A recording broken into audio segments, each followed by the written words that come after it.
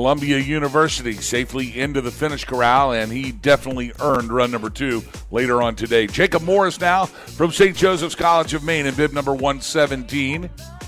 Wild ride all the way to the finish for Jacob Morris. But you can't surprise any of the Maine skiers. I mean, they're used to skiing on blue ice, so there is no surface that is anything but better than the surface they're used to skiing on. That's the truth, too. That's why we got great skiers out in the East, no doubt.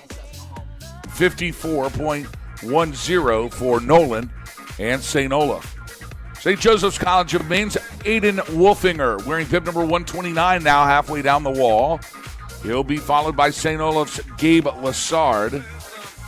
Meanwhile, 15 gates to go for Aidan Wolfinger, including the final flush. He was able to pull that one out somehow. I have no idea how. But he made the gate. A good finish here, a strong finish for Wolfinger. And a 54.67. Gabe Lassard in bib 132 from St. Olaf at the top of the drop. Here's Jacob Morris from St. Joseph's College of Maine, making his way through the transition to the top of Drapers. Nice combination that kind of surprises the athletes as they right before they pour on the gas. And what that does is it gets the skis pointing down the fall line and picks up the speed as you come into that rhythmic section. But no problem for Jacob Morris. Morris now into the final 2 and across the stripe, 145.15 for Jacob Morris. Great to see St. Joseph's College of Maine here. If you ever want to learn how to ski blue ice, you go to St. Joseph's College of Maine. He'll be followed by Aidan Wolfinger from St. Joseph's. University of Virginia's Thomas Johnson, he awaits his second run high atop the shop. Now he is dropped in from the start shack. Meanwhile, Aidan Wolfinger from St. Joseph's College of Maine, wearing bib number 129, halfway down the drop now. Driving well left to right. Good edges, good control of the skis. Again, just stay forward and you can get through all of that stuff and no problems here for Aidan Wolfinger.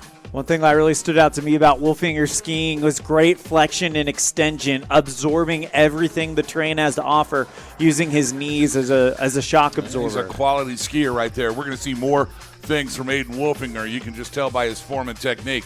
Thomas Johnson from Virginia. Now it's Courtney Pingree coming across into the bottom part of the course on your screen. That's Taylor Watkins from the College of Idaho. Meanwhile, here at the bottom across the stripe, it's going to be Courtney Pingree from St. Joe's College of Maine, wearing bib number 50, bib number 6, and a 52.55, third fastest. So your top 5 now, it's Hannah Hubbard, Hannah Gray, Courtney Pingree, Lindsay Crowell, but still your leader in run number 1 from Castleton University, it's Caroline Rottenbacher. Madelyn Zordan now from St. Joe's College of Maine. Madelyn, a business major from New Hartford, Connecticut, loves Shawnee Peak and would love to live in Slovakia and meet her hero, Petra Volhova, the slalom champion of the last Olympics. And right now, Madelyn Zordan dialing into her hero, Petra Volhova, as the crowd begins to root her home through the final few gates and stops the line with a 53.99 for Madelyn Zordan out of St. Joseph's College of Maine. She drives to the finish line at a 48.80. That's good enough for 12th fastest here in the morning sesh for Tia Nurminen. Here's Erica Irvin from St. Joseph's College of Maine, now making her way through the transition and down the head wall. Sheridan Westfall now at the top, dropping in from St. Olaf. She's wearing bib number 60. Here is Westfall. Westfall with good form in the top of the course. And a good top half for Westfall. Meanwhile, here at the bottom of Draper's Drop, it is Erica Irvin.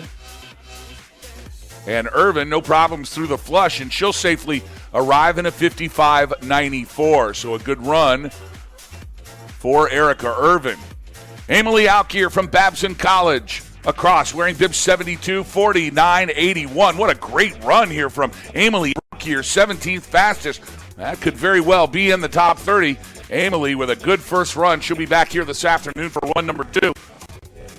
Maeghan Perkins from St. Joe's College of Maine in bib 73 now. She's on the head wall. Casey Meyer from Nevada Reno, high atop the mountain. She's dropped in. There's Meyer, as we see Meyer navigating the top half of the course. Meanwhile, here at the bottom into the final 5 gates, Maeghan Perkins wearing bib 73 across the line at 58.42. Maeghan wants to move to Dublin, Ireland, and would love to meet Burke Irving. That top 30 bubble, and Julian will sit and wait to see if that's going to be good enough for the flip. Meanwhile, Sophie Brown from Colgate now.